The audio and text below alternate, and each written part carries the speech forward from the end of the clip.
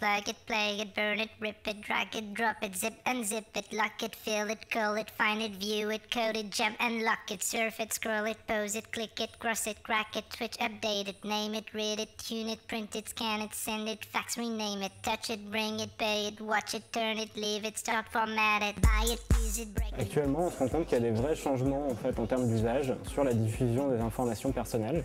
Et donc, on s'est posé ces questions, mais qu'est-ce que font les gens avec leurs informations sur Internet? On s'est dit il faut qu'on comprenne mieux ce qui se passe et ce qui fait qu'on dit ou qu'on ne dit pas des choses pour rentrer en relation avec les autres. On a eu l'opportunité de monter un projet collaboratif au sein de la cantine entre Faber Novel, Orange et la Fondation Internet Nouvelle Génération. Pour créer une enquête sur le web un peu innovante, un peu différente des autres enquêtes classiques. Qui vise à connaître les pratiques relatives à la pudeur et à l'impudeur des internautes sur les réseaux sociaux. On a choisi de mettre les gens face à leurs propres pratiques, donc de le faire évidemment sur l'internet, sous une forme un peu ludique. Et de lancer un jeu interactif qui soit un questionnaire relativement amusant et divertissant pour lequel l'internaute va participer ayant la possibilité de découvrir sa personnalité en tant qu'internaute.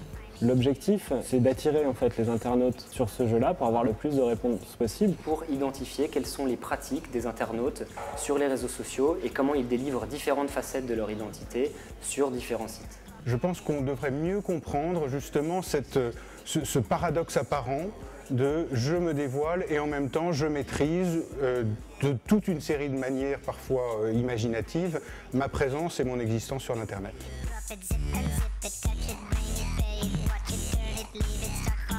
Ça sert déjà à mieux comprendre les pratiques des utilisateurs sur Internet. Et puis ça sert à vous, si vous répondez, à avoir une vision de ce que vous faites vraiment. Moi, quand j'ai répondu au questionnaire, notamment au moment où je réagissais à d'autres profils, j'ai réfléchi à ma manière d'entrer en relation via les réseaux sociaux. Ça va vous donner une réponse sur est-ce que je suis quelqu'un de plutôt exhibitionniste ou plutôt réservé?